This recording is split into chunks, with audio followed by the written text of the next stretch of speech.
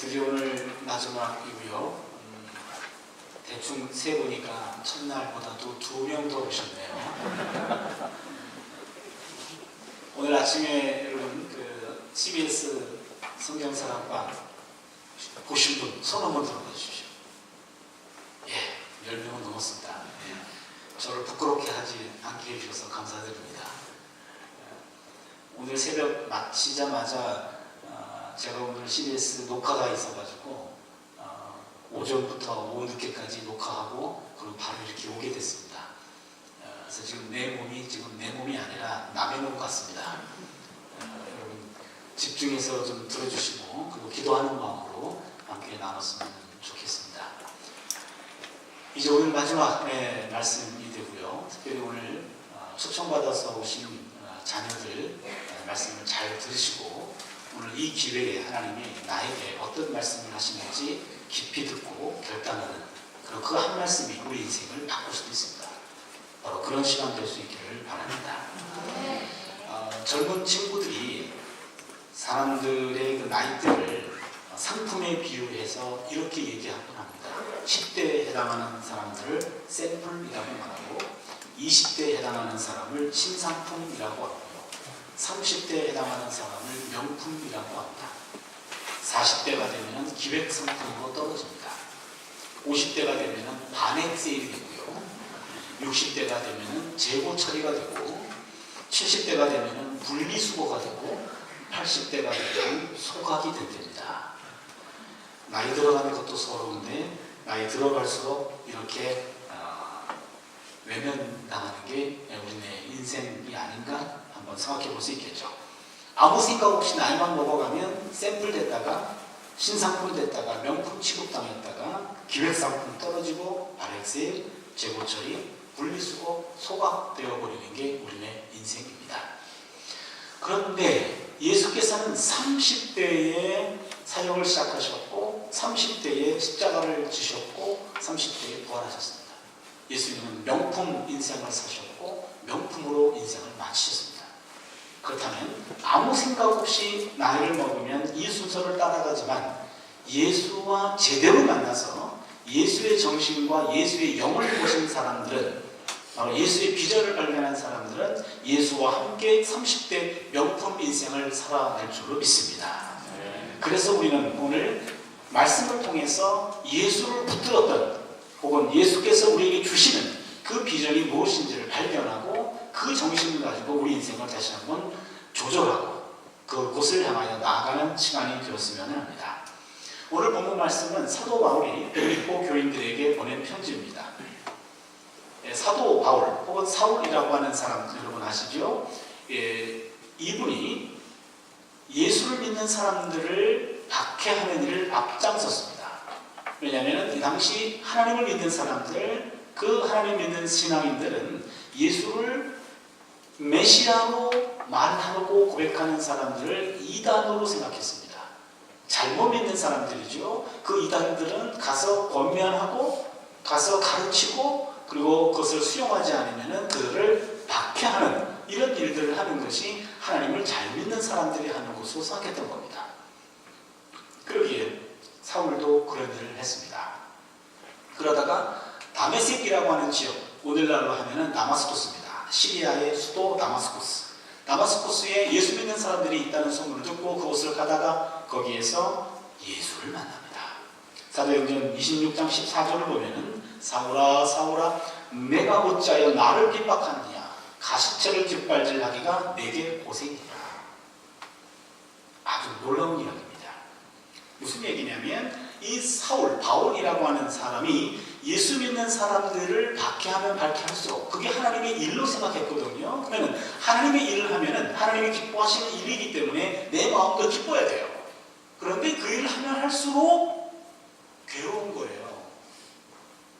이유를 알 수 없을 만큼 심히 괴롭습니다. 그러나 아무한테도 말하지 않았습니다.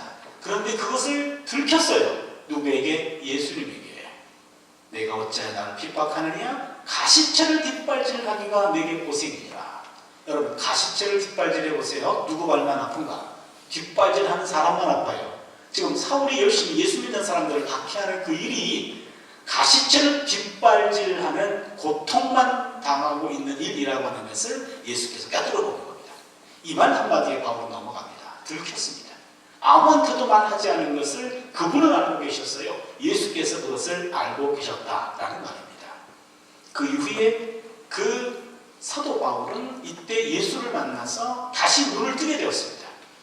지금까지 사도 바울 열정적인 사람이었어요. 그러나 그 열정이 예수와의 만남이 없었을 때는 빗나간 열정이었습니다. 여러분, 열정이 다 좋은 것이 아닙니다. 그 열정이 타켓이 잘못되거나 빗나간 열정일 때는 다른 사람들에게 해를 끼치고 자기 마음에도 기쁨과 보람이 없는 겁니다. 예수와의 만남을 통해서 빗나간 열정이 타켓이 제대로 정해지자 이제 예수의 바울이라는 사람은 새로운 사람으로 거듭나게 된 겁니다. 우리가 오늘 비전의 영성을 나누면서 맨 처음 점검해야 될 것이 예수 없는 비전도 있습니다. 그러나 예수 없는 비전은 빗나간 열정일 확률이 많아요. 우리 욕망을 불태우는 확률이 없습니다. 예수를 만나야 그 빗나간 열정이 제대로 된 열정으로 궤도를 수정하게 될 줄로 믿습니다. 예수와의 만남을 통해서 우리는 나 자신을 새롭게 발견하고 나의 비전을 새롭게 조정해야 될 줄로 믿습니다.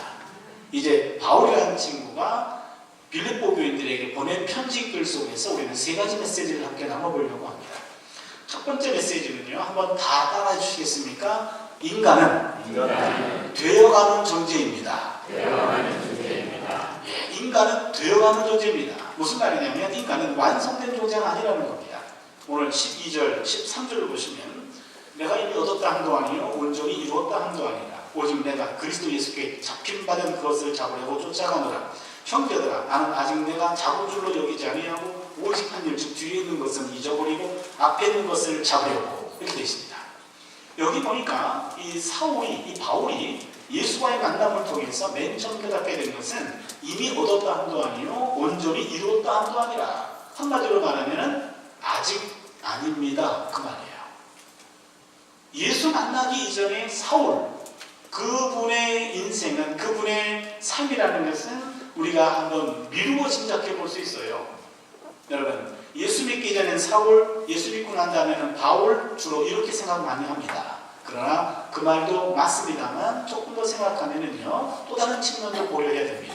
이 당시 유대 사람들은 이름이 두 가지였습니다. 유대인들에게만 통용되는 유대식 이름 사울, 그리고 이 당시는 헬라 사람들이 지배했기 때문에 헬라 문화권에 나가서 활동하기 위해서는 헬라식 이름이 또 하나 있었습니다. 그 이름이 파울로스예요. 파울로스. 그게 바울입니다. 그리고 유대인들에게는 사울이고 헬라 문화권에서는 바울로 불렸던 겁니다. 그러나 예수 믿고 나서 외국인 헬라권 선교사가 되면서 주로 바울로 불렸던 거죠. 아무튼 이 사울이라는 사람은 예수를 만나기 이전의 상황을 보면 이 사울이라는 사람은 그 당시 바리새인이었습니다. 베냐민 지파의 바리새인이었습니다. 그 말은 바리새인이라고 하는 우리는 무조건 나쁜 사람으로만 생각하고 있는데 바리새인은 이 당시 귀족들입니다. 구별된 사람들이고 상류층입니다. 고위층입니다. 이것이요, 내가 이래봬도 바리새인이요, 그 말은 나는 귀족층이요, 이 말입니다. 동시에 이 사울은 가말리엘의 문화생이라고 얘기했죠. 가말리엘이라고 하면 그 당시에 최고 학부입니다. 최고의 선생입니다. 오늘날로 이야기하면 우리나라의 S대, 미국의 H대, 위쯤 되는 최고의 학부를 공부한 사람이 바로 사울이었습니다. 거기에다가 이 사울은 로마 사람들도 함부로 건드릴 수 없는 로마 시민권 같은 사람이었어요. 그러게 이 사울이라는 사람을 벌을 주기 위해서는 로마의 황제 앞에서 재판을 받을 수 있는 그런 권리가 있는 그런 사람이었습니다. 예수 믿기 전에 이 사울이라는 사람은 인간적으로 봤을 때 그 누구와 비교해도 부족한 것이 없는 이런 당당한 사람이었는데 예수와 만나자 그 교만이 바뀐 거예요. 예수를 만나자 내가 아무것도 아니구나. 나는 이미 이뤘다 함도 아니요 온전히 이뤘다 함도 아니라 바로 나는 아직 아닙니다. 미완성의 존재라는 것을 깨닫게 됩니다. 바로 이 점입니다. 여러분, 예수와의 만남이 제대로 이루어진 사람은 내가 아직 부족한 사람이라고 하는 것을 깨닫게 되고 고백하게 됩니다. 어떤 인간도 한 분야의 정상에 선다 할지라도 하나님 앞에서는 불완전한 존재입니다. 불완전한 존재로 머물 수밖에 없는 것이 인간입니다.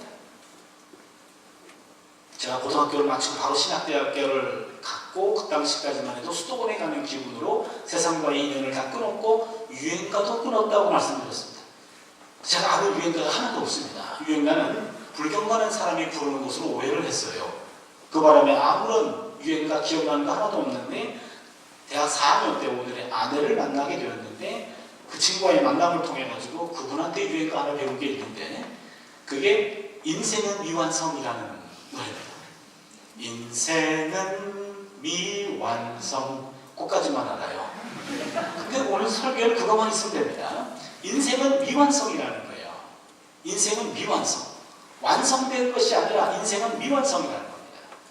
근데 미완성이기 때문에 어차피 미완성이니까는 마음대로 살아라 이거 아닌 것 같아요. 인생은 미완성. 기억은 안 나지만 그래도 우리는 그려야 해, 가야 해, 뭐 기타 노래 같아요. 인생은 미완성이라고 해서 마음대로 함부로 인생을 사는 것이 아니라 인생은 미완성이지만 그래도 우리는 계속 가야 해, 계속 그려야 해. 아마 그런 가사로 기억이 납니다.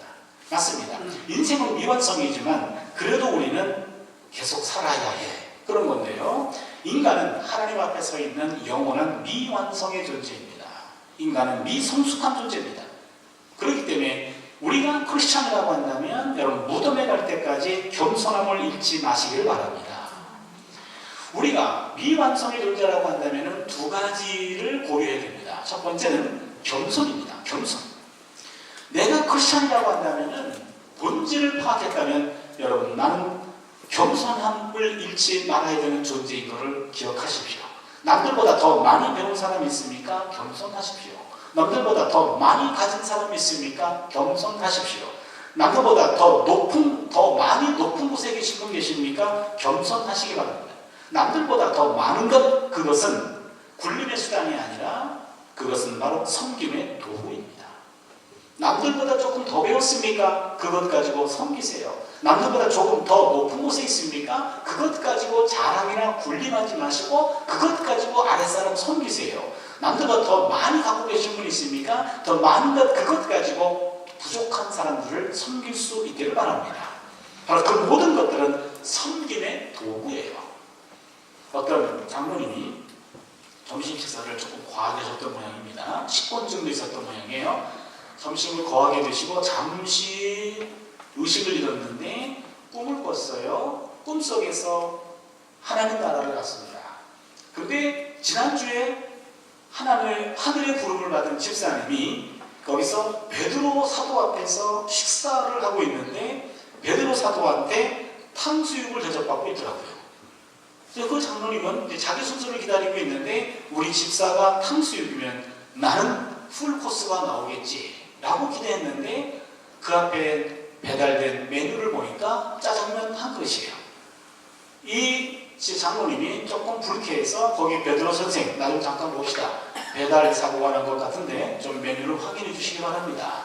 그랬더니 그 베드로가 보더니 니네 교회 목사는 배달 나갔다 야. 그렇게 얘기했답니다. 이게 무슨 말입니까? 그 교회에 출석했던 집사님은 더 많이 섬겼고 장로님은 좀 덜 섬겼고 목사님은 좀 덜 섬긴 모양이에요. 하나님의 나라는 섬기는 나라예요. 어느 위치에 있든지 어느 곳에 있든지 섬기는 거예요. 내가 가지고 있는 것들을 가지고 섬기라 그랬더니 섬기지 않고 섬김을 받았고 군림했다면 그 섬김의 양이 부족해서 하나님의 나라에서 그 목사님은 그렇게 섬기고 있는 거죠. 여러분 우리 인생은 내가 가지고 있는 그 모든 것들은 결국에 그것 가지고 남들을 섬기라고 하나님이 주신 겁니다. 그렇다면 더 많은 것들을 갖기 위해 노력하는 건 필요합니다. 왜? 그 높은 곳에서 그것을 이루지 못한 부족한 사람들에게 섬기기 위해서요. 어떤 교회의 대학교에 수련회가 있었습니다. 고시생이 한 분 계셨는데 고시촌에서 공부하다가 한 3박 4일 정도 휴가를 갈 생각이었고 마침 그 교회의 대학교의 여름 수련회와 날짜가 겹쳤기 때문에 그냥 아무 생각 없이 수련회에 참석하게 되었습니다. 첫날 밤 저녁에 함께 집회를 했는데 초청해 오신 강사 목사님의 메시지가 굉장히 강력했고 그 목사님의 메시지는 젊은이들의 마음에 불을 붙였고 그 그들에게 선교의 사명을 자각케 했습니다. 여러분, 하나님은 젊은 피를 필요로 하고 계십니다. 여러분들을 필요로 하고 계십니다. 열방을 향하여 하나님의 복음을 증거할 사람을 필요로 하고 계십니다. 여러분의 가슴에 똑같은 울림이 있는 청년들이 있다면 여러분 손을 들어주십시오. 많은 청년들이 손을 들었고 그 고시생도 손을 들었습니다. 그 다음날 저녁에 또 같은 집회가 열렸고 하나님 그 선교사님, 그 강사 목사님이 강한 메시지를 던졌고 그날 또 여전히 여러분의 마음속에 그런 선교의 마음이 불타는 사람이 있다면 손을 들어주십시오. 손을 들었고 일어나 주십시오. 많은 청년들이 일어났습니다. 마지막 날 캠프파이어를 하면서 이제는 모닥불을 피워놓고 노래를 부르면서 그 목사님이 다시 한번 재확인 소명을 확인했습니다. 여러분의 마음속에 선교의 사명에 불타온 사람들은 다시 일어나십시오. 앞으로 나오십시오.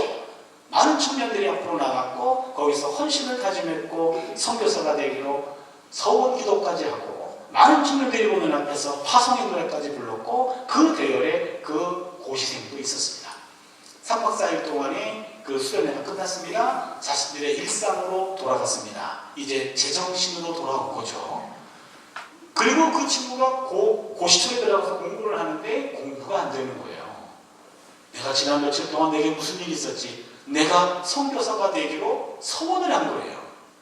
그럼 내가 지금 계속 공부를 해야 되는 건지 아니면은 선교 훈련을 받아서 선교사로 가야 되는 건지 이것을 종잡을 수 없어서 고민하면서 공부를 못했습니다. 주일이 되어서 담당 목사님 만났습니다. 그리고 목사님께 상담을 요청합니다. 너 얼굴이 왜 그 모양이냐? 이 목사님 걱정이 있습니다. 뭔 걱정이냐? 서원 기도한 거는 꼭 지켜야 됩니까? 당연히 지켜야지. 얼굴이 사색이 됐습니다. 근데 네가 뭘 서원했냐? 자초지종 얘기를 들었습니다. 그 목사님이 이렇게 말합니다. 서원한 건 반드시 지켜야 해. 그런데 자네 선교지는 동남아시아가 아니야. 중국도 아니야. 그리고 아프리카도 아니야. 자네 선교지는 우리나라 사법계야. 그 얘기를 듣고 얼굴이 펴졌어요. 그 이전에는 입신양명을 위해서 사법고시를 준비했는데 이때부터는 그것이 자기의 비전이 된 거죠. 아, 내가 왜 이것을 공부해야 되는지 깨닫게 된 겁니다. 더욱더 열심히 공부했고 그는 그 사법고시를 합격 이후에 그 사법계에 가서 바로 그리스도의 빛을, 그리스도의 복음을 증거하는 그런 사역을 감당하게 된 거죠. 여러분, 우리는 이것을 고지론이라고 얘기합니다. 여러분, 고지는 뭡니까? 예수 믿는 사람들은 고지로 올라가서 높은 곳에서 선한 영향력을, 많은 영향력을 끼쳐야 된다. 이게 바로 고지론입니다. 그런데 고지론은요, 예수 믿는 사람만이 아니라 예수 안 믿는 사람이면 누구나 고지로 올라가고 싶어 합니다. 과연 예수 믿는 사람은 고지로만 올라가야 되나요? 한쪽에서는 예수 믿는 사람들은 이름 없이 빛도 없이 저 낮은 곳, 남들이 가지 않는 곳으로 내려가야 된다. 그것을 우리는 미답지론이라고 말합니다. 미답지론. 예수 믿는 사람들은 고지로 올라가야 된다. 고지론 아닙니다. 예수 믿는 사람들은 남들이 가지 않는 곳으로 내려가야 됩니다. 그게 미답지론입니다. 미답지론을 가르치는 대표적인 곳이 있는데 바로 거창고등학교입니다. 거창고등학교의 직업 10개명 중 일부를 제가 소개합니다. 첫 번째, 월급이 적은 쪽을 택하라. 두 번째, 내가 원하는 곳이 아니라 나를 필요로 하는 곳을 택하라. 세 번째, 승진의 기회가 거의 없는 곳을 택하라. 네 번째, 모든 조건이 갖추어진 것을 피하고 처음부터 시작해야 하는 황무지를 택하라. 아홉 번째, 부모나 아내나 약혼자가 결사 반대하는 곳이면 틀림이 없다. 의심하지 말고 가라. 열 번째, 왕관이 아니라 단두대가 기다리고 있는 곳으로 가라. 이게 거창고등학교, 유명한 기독교 학교입니다. 기독교 정신으로 똘똘 뭉친 곳이에요. 여기는 전형적인 미답지론을 가르칩니다. 그럼 여러분 생각해 보세요. 예수 믿는 사람들은 고지로 가야 됩니까? 미답지로 가야 됩니까? 어디로 가야 됩니까? 하나님이 부르시는 곳으로 가야 됩니다. 어떤 사람은 고지로 부른다면 나는 고지 체질이 아닌데요. 그래도 가야 됩니다. 어떤 사람은 미답지로 부른다면 내가 왜 그곳으로 갑니까? 나같이 공부 잘하는 사람이. 그거 무시하고 하나님이 부르신 곳이라고 한다면 내려가야 됩니다. 여러분 생각해 보세요. 인생이 성공해야 선한 영향력을 끼친다고 생각해요. 그러니까 사람들은 성공하기 위해서는 무조건 높은 곳으로, 남들이 가지 않는 곳으로 올라가려고 합니다. 근데 한번 생각해 보세요. 여러분, 한 나라의 대통령을 했다라고 하면은 일단 그것은 성공한 사람으로 인정할 수 있겠죠. 그런데 우리나라 대통령 가운데 한 분은 이제 29만 원밖에 없다고 하는 그런 대통령이 있어요. 여러분, 그 대통령을 존경하는 사람이 많지 않죠. 가족들과 그분과 관계 있는 사람들만 존경하겠죠. 여러분, 성공했다고 선한 영향력을 끼치는 게 아니에요. 내가 있는 곳이 어디든지 간에 높은 곳이건 낮은 곳이건 간에 선한 영향을 끼친다면 그게 성공한 겁니다.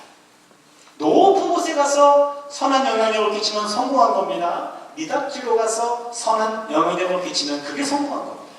내 자녀가 고지로 올라갈 때는 박수칩니다.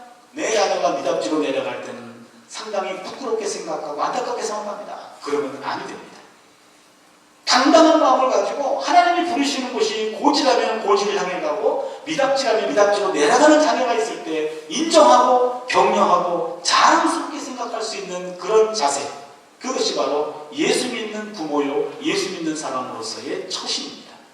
우리는 하나님이 부르시는 곳으로 가서 그곳에서 선한 영향력을 끼칠 수 있어야 됩니다.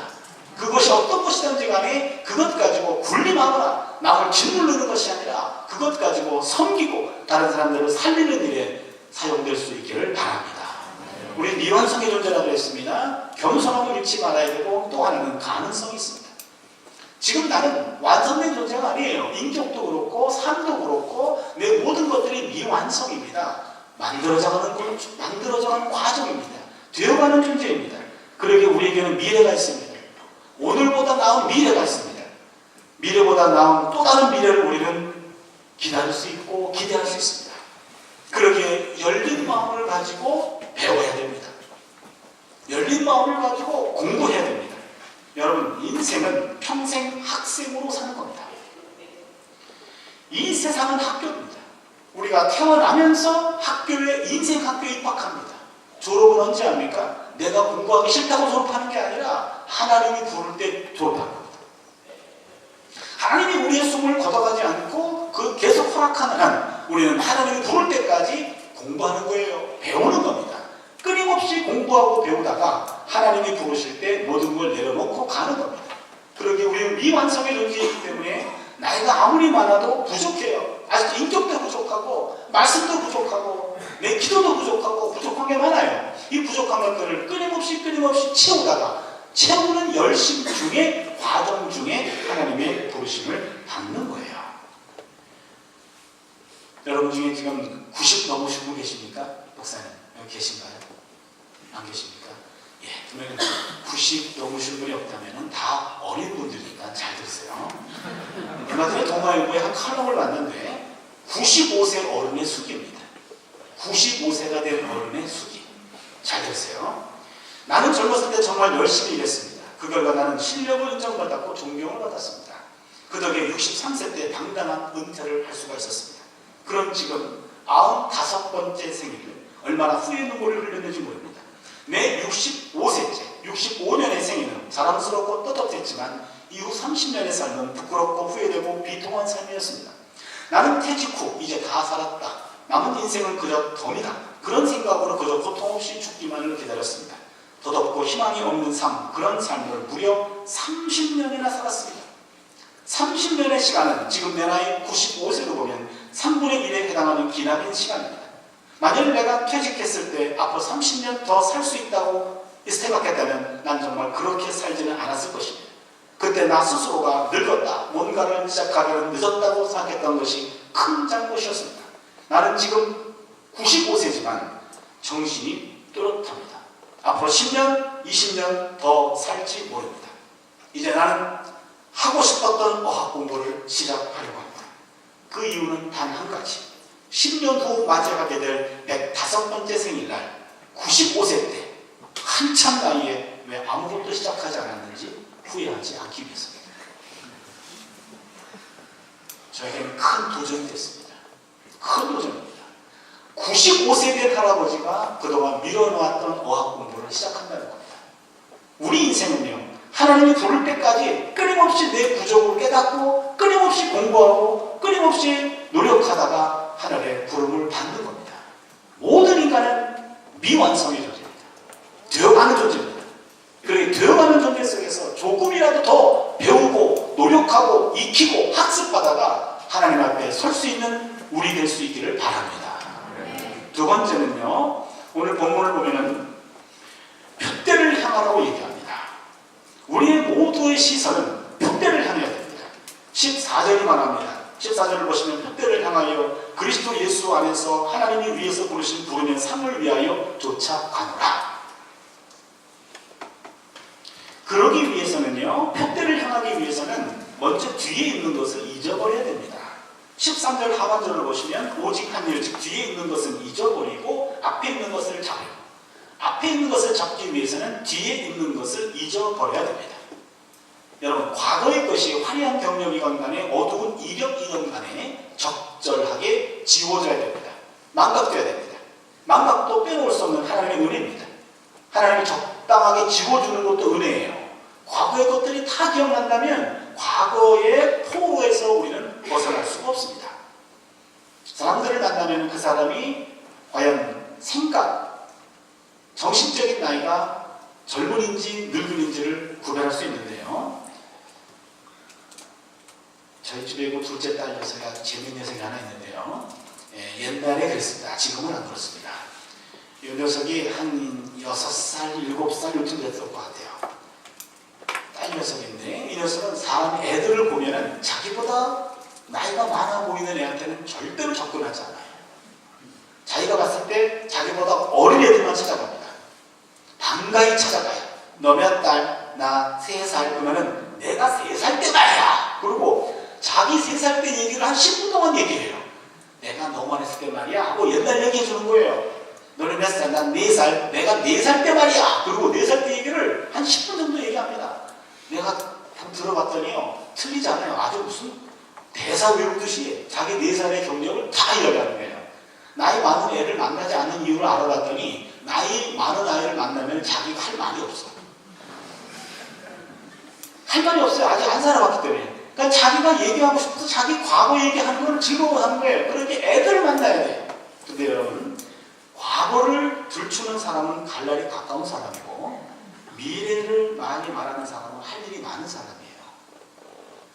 어떤 사람이든지 5분만 만나서 그분하고 얘기하면 이 사람이 갈 날이 얼마나 남았는지 체크할 수 있어요. 자꾸 옛날 얘기하는 분 있어요. 옛날에는 말이야. 내가 옛날에는 말이에요. 옛날에는 있잖아요. 옛날 얘기하신 분들은 지금 할 일이 많지 않으신 분이죠.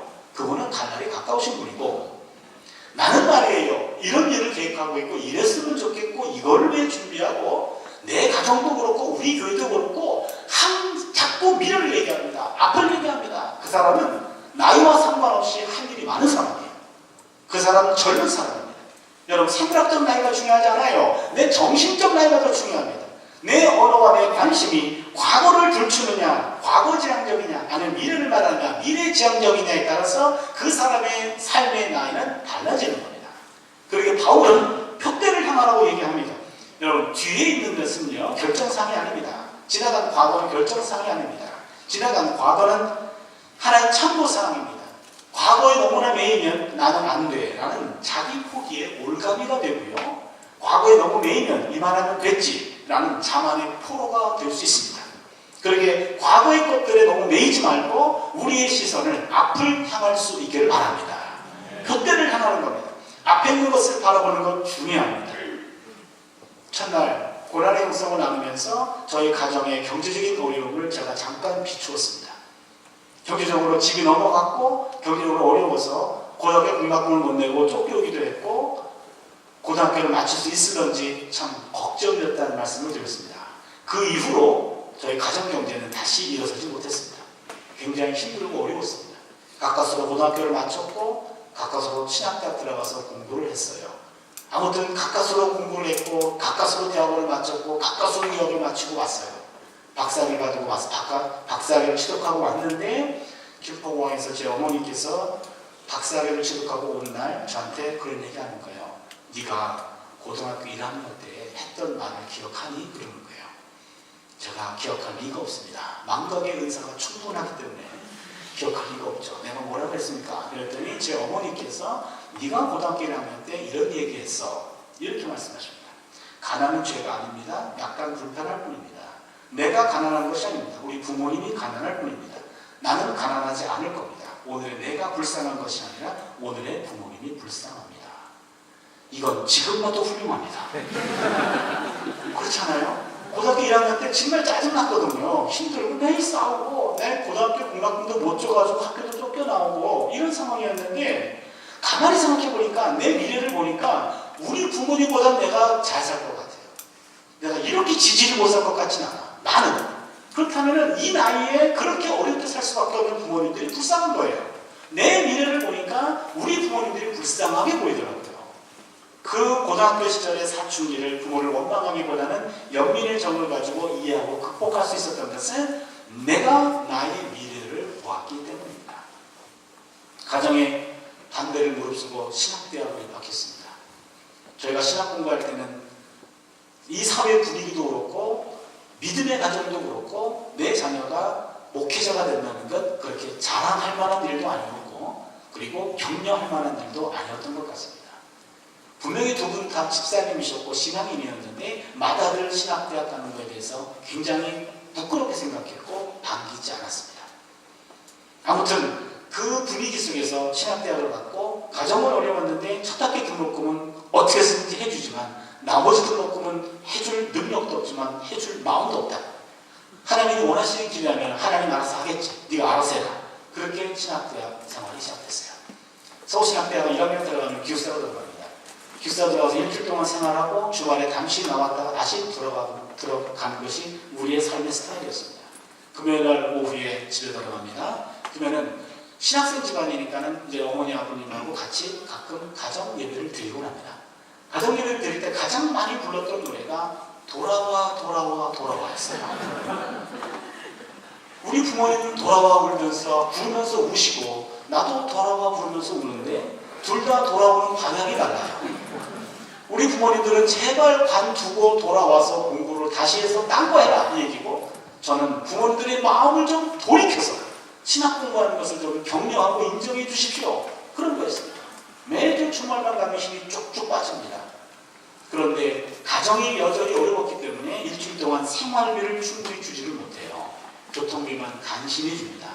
그러면은 신학대학 가서 화요일부터 공부가 시작됐는데 제가 1학년 1학기 때 구약개론이라는 과목을 들었어요. 그때 그 교수님이 너무 멋있었어요. 구약을 알면 세계의 역사가 눈에 들어온다. 구약을 알면 앞으로 역사가 어떻게 펼쳐질지 다 안다는 거예요. 그 말에 속아서 내가 구약을 전공했어요. 내가 구약을 꽤 아는 편인데 세계가 하나도 안 보이거든요. 아무튼 그 젊은 교수님의 그 말이 20대의 제 마음에 불을 질렀고 나는 구약 교수가 되어야 되겠다라고 마음을 먹게 됐습니다. 그게 저에게는 하나의 비전을 발견한 거죠. 내가 왜 공부해야 되는지 이유도 알았고 그 공부를 위해서 이제 방향을 바꾸는 겁니다. 재밌었습니다. 그런데 앞으로 학자가 되려면 유학도 가야 되고 대학원도 가야 되고 공부도 많이 해야 되는데 다음 학기 등록 자체가 불투명해요. 만약에 장학금을 못한다면 공부는 끝입니다. 그런 상황에서 너무 힘들어요. 힘들 때는 기도실에 가서 기도합니다. 그러면 하나님 위로를 해주십니다. 내 꿈에 대한 확신을 주시고 하나님 위로를 해주십니다. 그 위로를 받고 다시 들어갑니다. 그런데 생활이 너무 궁핍했어요. 아침에 일어나서 6시에 새벽 기도하면 7시에 끝납니다. 그럼 7시가 되면 이제 아침 식사를 해야 되는데 많은 학생들은 식당으로 가지만 또한 적지 않은 가난한 신학생들은 아침 식사를 할 수 있는 능력이 안 됐어요. 저를 중심으로 몇몇 학생들은 이제 기숙사로 못 들어가고 다시 산에 올라가서 2부 새벽 기도를 시작합니다. 밤 냄새를 피하기 위해서요. 여러분 배가 고플 때는 반찬 냄새보다 밤 냄새가 더 괴롭더라고요. 그래서 산에 올라가서 2부 금식 기도를 합니다. 금식 기도와 궁식 기도는 달라요. 금식 기도는 먹을 수는 있지만 특정한 목적을 위해서 먹기를 금하고 기도하는 게 금식 기도. 궁식 기도는 먹을 의지는 충만하지만 능력이 안 돼가지고 못 먹고 기도하는 게 금식기도죠. 저를 비롯한 많은 신학생들이 금식기도로 아침을 때웁니다. 아침 공기로 때우죠. 점심이 되면 우리가 신학교 들어갔을 때 서신분식이라고 있어요. 서신분식을 여신 김집사님이라는 분이 계십니다. 거기 가면은 50원 내면은 핫도그를 이렇게 둘둘 말아주시고 많이 말아주시고 그 다음에 물을 한 2바가지 주세요. 그러면 그것 가지고 배를 채웁니다. 그게 점심입니다. 저녁이 되면은 밥 한 끼를 더 밥은 한 쌀이라도 하나 먹어야 되기 때문에 그때쯤 되면 이제는 밥을 다 타먹고 난 빈식판이 있어요. 그 빈식판을 친구에게 달라 그래요. 그리고 다시 줄을 서가지고 빈식판을 내밉니다. 그리고 그 식사를 나눠주는 권사님들에게 권사님 오늘 체육을 해서 그런지 배가 많이 고프네요. 그리고 반찬도 맛있고 국도 오늘 맛있네요. 그러면 권사님들이 알아요. 알고 그분들이 수고롭게 퍼줍니다. 가난한 신학생들의 그 주머니 사정을 알아요. 그러면은 저를 비롯하면 학생들이 그 식판에서 다시 타온 그 밥과 국물과 반찬으로 한 끼를 때워요. 그런 하루하루 밥을 먹는다는 것이 상당히 힘들었던 그런 시절이었어요. 그런 시절에 밥은 굶을 수 있었는데 그래도 견딜 수 있었던 것은 미래에 대한 꿈이었어요. 나는 10년 뒤에는 내가 그래도 교수가 돼가지고 저기 서가지고 학생들을 가르친다 라는 그 꿈이 있었기 때문에 밥은 굶을 수 있었어요. 그렇지만 꿈이 없었다면 그 가난했던 시절을 이기기가 어려웠을 겁니다. 많이 힘들었습니다. 어려울 때는 기도실에 갑니다. 하나님의 위로를 받아요. 근데 어느 경우에는요, 앞이 캄캄해가지고 기도 가지고도 마음의 위로가 안 될 때가 있어요. 그럴 때는 마지막 수단입니다. 기도실에 가서 아무리 기도해도 미래가 보이지 않고 답답해요. 힘들어요. 그럴 때는 빈 강의실에 가요. 그래서 강의실에서 불을 켭니다. 마이크를 켭니다. 그리고 강의합니다. 10년 뒤에 내가 여기 서서 교수로 후학들에게 강의할 것을 내가 직접 해보는 거예요.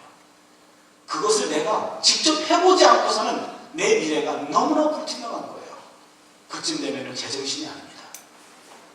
청소하시는 집사님이 학생 죄를 신고했습니다. 신학과 1학년에 정신나간 학생이 하나 있다고. 캄캄한 강의실에 혼자서 방언을 했다가 찬양했다가 기도했다가 떠들었다가 이상한 행동들을 많이 하는데 그게 바로 저였어요. 기도도 하고 강의도 하고 거기서 막 몸부림을 쳐서 내 지금의 모습을 내 눈으로 확인하지 않고서는 그 가난했던 시절에 대한 확신이 없었습니다.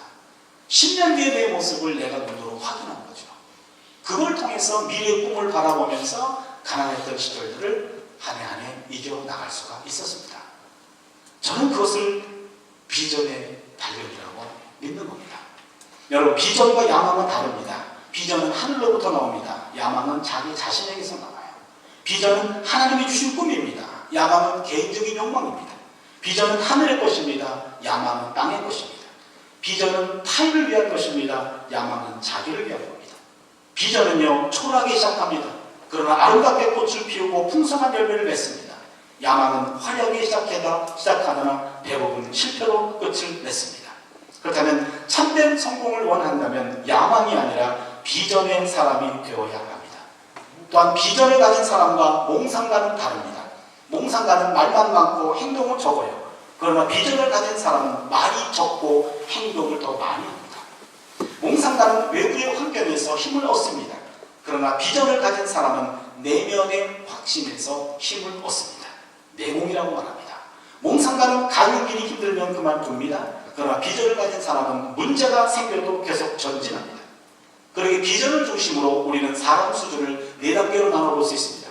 첫 번째 단계는 이 사람은 전혀 비전을 볼 줄 모릅니다. 우리는 이런 사람을 방랑자라고 얘기합니다. 두 번째 사람은요, 비전을 볼 줄 압니다. 그러나 그 비전을 자기 것으로 추구하지 않습니다. 우리는 이런 사람을 쫄병이라고 말합니다. 세 번째 사람은요, 비전을 봅니다. 비전을 추구하기도 합니다. 그런데 남을 고려하지 않아요. 우리는 이런 사람을 성취자라고 말합니다. 마지막 네 번째 사람은요, 비전을 볼 줄 압니다. 비전을 추구합니다. 다른 사람들도 고려하며 다른 사람들도 볼 수 있도록 도와줍니다. 우리는 이런 사람을 지도자라고 얘기합니다. 여러분은 비전이 없는 방랑자입니까? 아니면 남의 비전만 따라다니는 쫄병입니까? 아니면 자신의 비전에만 몰두하고 있는 이기적인 성취자이십니까? 아니면 자신의 비전을 주위 사람들과 공유하며 그들도 비전을 품도록 영향을 끼치는 진정한 지도자이십니까? 여러분, 내 비전을 발견하고 그 비전을 주변 사람들에게도 함께 공유할 수 있고 또한 함께 도전하면서 함께 꿈을 이루어가는 그 꿈을 향해서 도전할 수 있는 진정한 지도자가 되어주시기를 바랍니다. 이때 제가 혼자 갖고 있었던 하나의 버릇이 있었어요. 너무 미래가 불투명했기 때문에 내 달력에다가 적어도 10년치 플랜을 적어놓은 겁니다. 내 수첩에다가 81년, 82년, 83년, 84년, 85년, 86년, 87년, 88년, 89년, 90년 하면서 3학년 때는 뭐하고 4학년 때는 뭐하고 4학년 때 자매를 만나고 그 다음에 대학으로 진학하고 언제 결혼하고 언제 유학하고 가서 뭐하고 이때 영어를 끝내고 독일어를 끝내고 뭐를 끝내고 이걸 다 적어놓으면서 매년마다 그걸 체크하면서 나의 현재 수준을 적어보는 겁니다. 부끄럽기 때문에 아무한테도 보여주지 않았습니다. 그런데 깜짝 놀란 일들을 제가 경험했습니다. 미국 시카고 대학의 한 연구소에서 95%의 사람이 자신의 미래 꿈에 대해서 전혀 메모하지 않는다는 거예요. 꿈을 갖고 있는데 그냥 대충 생각만 하고 있는 거지 메모를 하지 않는다는 얘기입니다. 5%의 사람은 자기 꿈에 대해서 구체적으로 메모를 한답니다. 메모했던 5% 중에 95%는 그 꿈을 이루었답니다. 깜짝 놀랐습니다. 바로 이겁니다. 우리가 꿈을 꾸되 그냥 막연한 꿈이 아닙니다. 명확하게 적어 놓으시고 그것을 눈으로 확인하면서 때때로 확인하며 하나님께 기도하며 제일 컨펌 받으면서 그걸 보고 오늘의 나를 자극하는 겁니다. 미래의 내 모습 통해서 오늘의 나를 자극하는 거죠. 얼마 전에 하버드 대학교에서 꿈이 사람의 인생에 어떤 영향력을 미치고 있는가 이거를 조사한 것을 발표했습니다. 하버드생들이니까는 그들 중에서도 지능이나 학력이나 자라온 배경이 비슷한 사람들을 선정했습니다.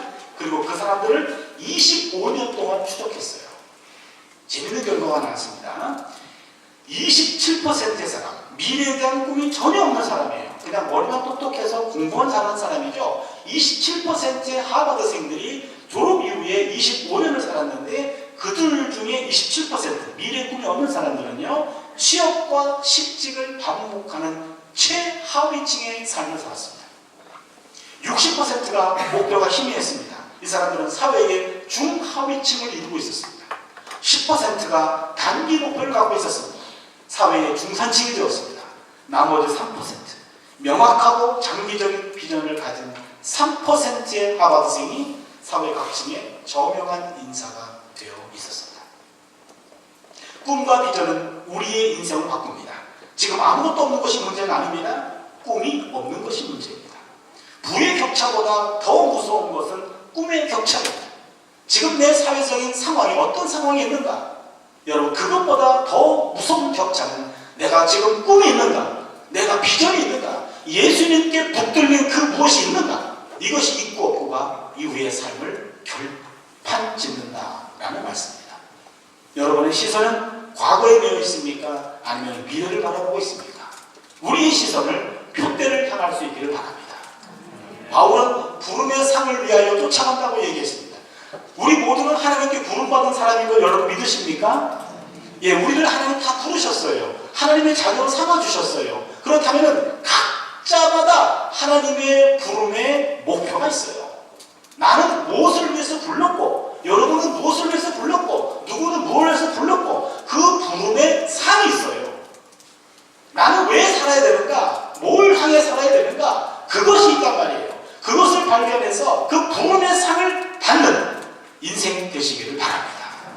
여러분, 각자 부름의 빛깔과 색깔이 다 달라요. 그것을 발견하고 나서 그 부름의 상은 다 같습니다. 상은 같습니다. 그렇다면 그 부름의 상을 받는 여러분 될 수 있기를 축원합니다.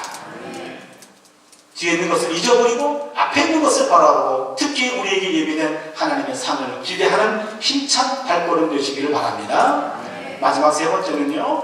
그러기 위해서는 오늘부터 승부를 걸어야 됩니다. 오늘 승부를 걸어야 됩니다. 16절 보시면 이렇게 말합니다. 오직 우리가 어디까지 이르렀던지 그대로 행할 것이라. 우리가 어디까지 왔던지 여러분이 서 있는 그 자리에서 오늘부터 출발하면 됩니다. 어떤 사람은 그럴 거예요. 왜 하필이면 오늘 이런 얘기를 오늘 들어서 나는 오늘 결단하고 오늘 출발하는데 다른 사람들이 이미 출발했거든요. 이러는 거예요. 내가 너무 늦잖아요. 그럽니다. 근데 여러분, 인생은요, 경쟁 대상자가 남이 아니에요.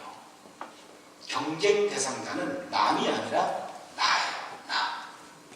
나는 남과 경쟁하지 않고 나와 경쟁합니다. 경쟁자를 향한 시선을 자신에게 고정시켜야 됩니다. 어떤 사람은 1달란트가 있고 어떤 사람은 2달란트를 받았고 어떤 사람은 5달란트를 받았어요. 여러분, 1달란트 받은 사람은 1만큼만 남기면 됩니다. 2달란트는 이만큼 남겨야 돼요. 5달란트는 5씩이나 남겨야 됩니다. 저는 5보다도 1달란트 받는 사람 되기를 원합니다. 내가 남들이 더 많은 능력이 있는 거 부러워할 필요 없어요. 그 사람은 그만큼 뼈 빠지게 더 남겨야 돼요. 나는 1만큼만 주어진다면 1만큼만 남기면 돼요. 1 받은 사람이 1 남기고 5 받은 사람이 5 남겼을 때 하나님의 상급은 동일합니다. 그렇다면 내 경쟁 대상은 5 받은 사람이 아니에요. 2 받은 사람이 아닙니다. 내가 1 받았다고 한다면 1 받은 나와 경쟁하는 겁니다. 무슨 얘기입니까? 하나님이 나를 불렀다라고 한다면 그 부름을 향해서 가는 미래의 나와 오늘의 나 간격이 있어요. 미래의 나와 오늘의 나가 경쟁하는 겁니다. 하나님이 원하시는 나와 오늘의 나가 경쟁하는 거예요. 내 경쟁 대상자는 남이 아닙니다. 나의 능력과 나의 비전을 발견하고 하나님이 원하시는 모습이 저기 있다면 그 꿈을 향해 가지고 한 걸음 한 걸음 더 가는 겁니다. 자신의 꿈과 상관이 없이 경쟁자만을 이기는 사람은 의미가 없는 인생입니다. 남의 인생을 사는 겁니다. 나는 내 인생을 사는 거예요. 하나님이 원하시는 모습이 저기 있단 말이에요. 그 모습을 바라보면서 오늘의 나의 오차폭을 줄여가는 겁니다. 그리고 비전을 향해서 한 걸음 한 걸음 가는 겁니다. 하나님이 원하시는 본질적인 나와 오늘의 나 사이에 이 간격을 좁혀가는 하루하루의 삶이 이어질 수 있기를 바랍니다. 저는 학생들에게 그렇게 얘기합니다. 학문은 머리로 하는 것이 아니라 궁둥이로 한다. 힙으로 합니다. 공부는 머리로 하는 게 아닙니다. 궁둥이로 합니다. 제가 체내의 영성을 나누면서 오늘 새벽에 교통사고를 당했던 이야기를 잠깐 말씀드렸습니다. 68년도에 교통사고를 당했고요. 그 당시에 바로 세브란스 병원에 실려갔고 바로 수술을 했는데 으스러진 남은 뼈를 톱으로 자르고 수술을 했습니다. 이 수술을 여러 차례 했어요. 그때 온갖 마취제와 온갖 약품을 다 투입했고 이 아이는 살아있는 것만으로도 감사하세요. 그렇게 얘기했습니다. 정말 살아있는 것만으로도 감사한 거죠. 그리고 특별히 머리를 쓰거나 암기하거나 이런 것들은 기대하지 마세요. 그랬습니다. 제가 그런 한계가 있는지는 몰랐어요. 그러나 초등학교 1학년을 다시 들어갔잖아요. 1년 뒤에. 초등학교를 재수한 사람은 아마 나밖에 없을 것 같아요. 다시 들어갔기 때문에 1살 동생들하고 공부했기 때문에 그때부터 키도 컸고 그리고 했던 공부도 있기 때문에 아주 탁월한 위치에서 공부를 했죠. 열심히 공부했고 반장도 하고 뭐 열심히 살았단 말이에요. 나중에 이제 신학대학 와서 학자가 되어야 되겠다는 꿈을 가졌을 때 신학자는 뭘 해야 되는가 그랬더니 어학부터 하라는 거예요. 영어, 독어, 헬라어, 히브리어, 라틴어 이 5가지입니다. 이 5가지 공부를 적어도 학부 때 어느 정도 수준까지는 완성해내야 나중에 학자가 될 수 있는 거예요. 그때부터 영어를 다시 시작합니다. 단어를 암기할 수가 없습니다. 암기가 안 되는 이유를 나중에 알았어요. 암기가 안 되는 머리였어요. 그걸 깨닫고 나서 이제는 암기하지 않습니다. 암기를 하면 할수록 나 자신에게 실망해요. 그래서 하지는 않고 그냥 사전을 찾아요. 어차피 외워지지 않는 거 사전을 찾습니다. 그러나 영어는 정복해야 돼.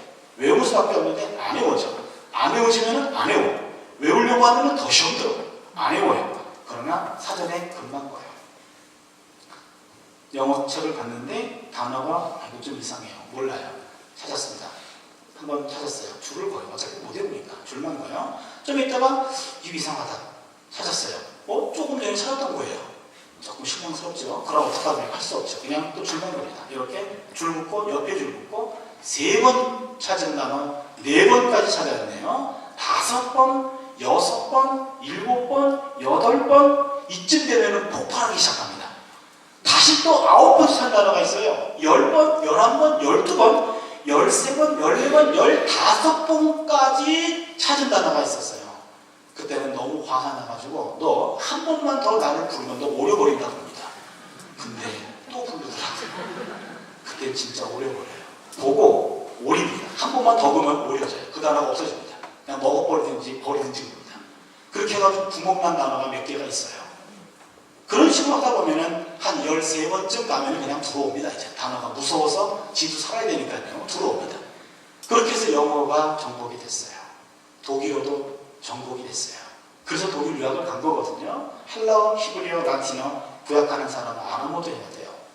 유럽에서 공부하다 보니까 이태리어도 봐야 되고 네덜란드어도 보게 되더라고요. 불어도 보게 되고요. 그 모든 언어도 다 할 수가 있었어요. 잘하는 게 아니라 해야 될 만큼만 하게 된 거죠. 여러분, 공부는 머리로 하는 게 아닙니다. 힘으로 하는 거예요. 궁둥이로 하는 겁니다. 이 일이 내 일이라고 생각하면 그냥 그거를 끝까지 잡고 있으면 됩니다. 포기만 하지 않으면 돼요. 끝까지 내가 한 발자국만 가겠다.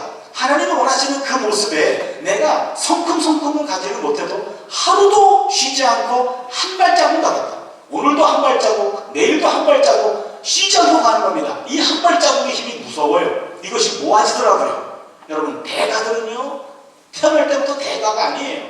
대가를 지불한 사람이 대가입니다. 그만한 피나는 대가를 지불했기 때문에 대가가 된 거예요. 세계적인 바이올리스트 정명화 씨 있잖아요. 그 정명화 씨를 어려서부터 보았던 그 형부, 구상열시라는 사람이 있습니다. 유엔 사무국장이었어요. 내가 아는 정명화 해놓고 그 정명화 씨가 그 음악 발표를 할 때 그 팜플렛에다가 글을 적었는데 이렇게 적었습니다. 내가 아는 정명화는 2%의 영광과 98%의 노력이 만들어낸 사람이다.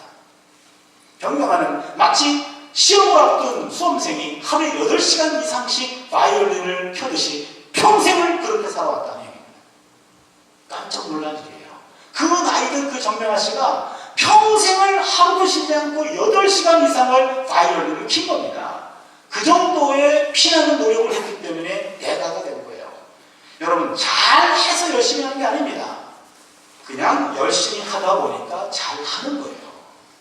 그냥 하다 보니까 잘 되는 것뿐입니다. 바로 그겁니다. 어떤 사람들은 과연 그 비전이 내 건지 아닌지 어떻게 알 수 있습니까? 하고 까딱하지 않은 사람이 있어요. 움직이지 않는 사람이 있습니다. 그 사람들 때문에 15절 본문이 나와요. 여러분, 15절을 보시면 그러므로 누구든지 우리 온전히 이룬 자들은 이렇게 생각할지니 만일 무슨 일에 너희가 달리 생각하면 하나님이 이것도 너희에게 나타내시리라. 무슨 말씀인지 좀 어려운데요. 이 말을 공동 번역을 읽으면 이렇습니다. 그러므로 믿음이 성숙한 사람은 모두 이 같은 마음가짐으로 살아가야 합니다. 만일 여러분이 어떤 문제에 관하여 다른 생각을 품었더라도 하나님께서는 그것까지도 분명히 가르쳐 주실 것입니다. 무슨 얘기냐면 어렴풋이 하나님이 내게 주신 꿈은 저거인 것 같은데 그걸 내가 어떻게 확실히 압니까? 이거예요. 확실히 알지 못하기 때문에 내가 그곳 향해 갈 수가 없습니다. 그거는 어리석은 사람이라 그 말이에요. 저걸 것 같습니다라고 했다면 일어나서 가라는 거예요. 움직이라는 겁니다. 뭔가 노력하라는 거예요. 노력하다 보면 하나님이 아니라고 하면 방향을 그때그때마다 틀어주겠다는 거예요. 여러분, 자전거 배울 때만 생각해 보세요. 자전거를 배울 때 일어나서 페달을 밟아야 됩니다. 페달을 밟아야지만 넘어지는 쪽으로 핸들을 틀어야지만 안 넘어집니다. 그러나 아예 시도하지 않고 자전거를 타서 서고만 서 있다면 그냥 넘어집니다. 그 원리입니다. 가만히 있는 사람에게 하나님이 역사하면 넘어집니다. 그러나 뭔가를 향해 열심히 움직이는 사람에게 하나님이 역사하시면요, 방향을 틀어줄 때 넘어지지 않아요. 바로 이겁니다. 어디를 가든지 그것이 명확하지 않을지라도 일단은 시도하는 겁니다. 앞을 향해 가는 겁니다. 가다 보면 방향이 잘못돼서 하나님 그때그때마다 방향을 틀어주면서 표대를 향하여 가게 하기 때문에 시도하십시오. 그게 15절입니다. 그리고 오늘부터 시작하십시오. 어디까지 이르렀든지 간에 오늘부터 하라고 얘기합니다. 내가 서 있는 그 자리가 어떤 자리든지 간에 어떤 곳을 향하든지 간에 하나님에 대한 믿음을 가지고 일단 믿음의 발걸음을 내디디란 얘기예요. 가다 보면 방향이 잘못되면 방향을 틀어주시고 하나님 역사하셔서 길을 만들어 만들어가고 함께 동행해 주신 분이 우리 하나님이라는 얘기입니다. 여러분, 마라톤 42.195km를 뜁니다. 그러면요 42.195km를 뛸 때 많은 마라토너들이요 더 뛰었다가 가슴이 터질 것 같은 가슴 통증을 느낍니다. 여기서 중단해야지. 더 뛰었다가 가슴이 막 터질 것 같은 통증을 느끼는 거예요. 우리는 이것을 사점 체험이라고 해요. 죽을 사점. 죽을 것 같은 지점을 체험합니다. 어떤 사람은요 사점 체험을 더 뛰었다가 무릎이 부러질 것 같은 위협과 통증을 느낍니다. 무릎들이 막 부러질 것 같아요. 그런 사점을 체험해요. 어떤 사람은요 갑자기 뛰는 자리에 땅이 꺼질 것 같은 공포감 속에서 심리적인 통증을 느끼게 되는 거예요. 근데 여러분, 지금까지 42.195km를 뛰는 마라토너들 가운데 뛰다가 심장이 터져가지고 죽은 사람 봤습니까? 뛰다가 무릎이 끊어져가지고 죽은 사람 봤습니까? 뛰다가 마라토너 그 매 코스에서 땅이 꺼져가지고 죽은 사람 봤습니까? 없어요. 없는데 본인은 죽을 것 같은 통증을 느끼는 거예요. 그것을 사점 체험이라고 합니다. 여러분, 누구에게나 내 인생의 마라토너들은 내 목표를 향해 갈 때 반드시 사점을 체험합니다. 죽을 것 같아요.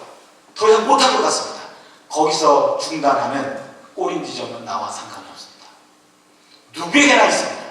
사점 체험, 죽을 것 같은 통증을 느끼고 공포감에 몰려오는 그 순간에 이를 악물고 이거는 사점이다. 죽을 것 같은 지점이지 죽는 지점은 아닙니다. 이를 악물고 끝까지 달려가는 그러한 열정과 용기가 있기를 바랍니다. 여러분, 결과는 차선이더라도 과정만큼은 최선을 다하는 겁니다. 하나님은 최고를 원하시는 것이 아닙니다. 최선을 원하십니다. 최선을 다하다 보면 그 결과로 최고가 되는 겁니다. 미국 코카콜라 사장의 영웅담은 늘 우리의 가슴을 뜨겁게 하는데요. 이 코카콜라 회장이 이런 말을 했어요. 여러분, 내 혈관 속에는 피가 흐르지 않습니다. 내 혈관 속에는 코카콜라가 흐릅니다. 만나면 한번 보고 싶어, 진짜 그런지. 자신의 혈관 속에는 피가 흐르지 않고 어디를 끊어도 내 몸에는 코카콜라가 흐릅니다. 이런 열정이 있었기 때문에 전 세계를 코카콜라로 그냥 발라버린 겁니다. 이런 열정을 가진 사람, 표대를 향해 가지고 오늘 하루 열정으로 불태우는 사람, 하나님 원하시는 그 모습을 바라보며 오늘을 달리 보내는 사람, 그 사람에게 바로 인생의 목표, 그의 비전의 현실은 더 한 발자국 앞에 오른 겁니다. 영국의 찰스 스펄전이라는 유명한 목사님이죠. 인간의 캘린더를 이렇게 얘기합니다. 인간의 캘린더는 하루를 살면 하루, 이틀을 살면 이틀, 사흘을 살면 3일, 1년을 살면 365일이에요. 마귀 캘린더는 하루를 살아도 내일, 이틀을 살아도 내일, 사흘을 살아도 내일이기 때문에 1년 365일이 전부 내일입니다. 내일부터 할게, 이거죠. 그런데 하나님의 캘린더는 하루를 살아도 오늘, 이틀을 살아도 오늘, 사흘을 살아도 오늘로 표시되기 때문에 1년 365일이 모두 열심히 살아야 할 오늘입니다. 하나님의 캘린더에 맞춰서 매일매일 오늘이라는 시점에 충실하게 사는 사람들은 오늘의 일을 오늘 하지 내일로 미루지 않습니다. 또한 과거에도 집착하지 않습니다. 사실 모든 게 결정되는 시간도 오늘입니다. 아니, 지금입니다. 지금 충성하지 않으면, 지금 충만하지 않으면 우리의 미래는 기약할 수가 없습니다. 오늘도 우리가 말씀을 다 정리하고요. 함께 결단하는 기도를 드릴 텐데요. 결단하는 기도하고 함께 기도하고 난 다음에 이제 집에 가서 이제는 목욕하고 이제는 마음을 다짐하고 내일부터 해야 되겠다. 그럼 꽝입니다. 여러분, 집에 가셔서 한 10시쯤 되면은요, 오늘이라는 시간 2시간이 남아 있습니다. 오늘을 어제와 다른 오늘로 살아야 됩니다. 오늘부터 다른 인생을 사는 겁니다. 오늘 달리 살아야 내일의 인생 빛이 달라지는 겁니다. 여러분, 과거는 잊어버리시고 미래를 바라보면서 오늘의 충성을 다하는, 오늘의 열정을 바치는 여러분 되시기를 바랍니다. 나이 드신 분들 95세 어른을 생각하시면서 과연 앞으로 내 인생에 앞으로 몇 년 남았는지 모르지만 적어도 10년 정도의 계획을 세우시고 10년 뒤를 바라보며 내가 오늘 무엇을 해야 할 것인지 그것을 바라보며 새로운 삶, 과거를 바라보는 것이 아니라 미래를 바라보며 표대를 향하여 나아가는 우리의 남은 인생이 될 수 있기를 축원합니다. 우리 오늘 함께 찬양, 결단 찬양 드리고 함께 기도하는 시간을 가지도록 합니다. 이 산지를 내게 주소서. 주님이 주신 땅으로 한 걸음씩 나아갈 때 수많은 적들과 견고한 성이 나를 두렵게 하지만 주님을 신뢰함으로, 주님을 의지함으로, 주님이 주시는 담대함으로 큰 소리 외치며 나아가는 이 산지를 내게 주소서.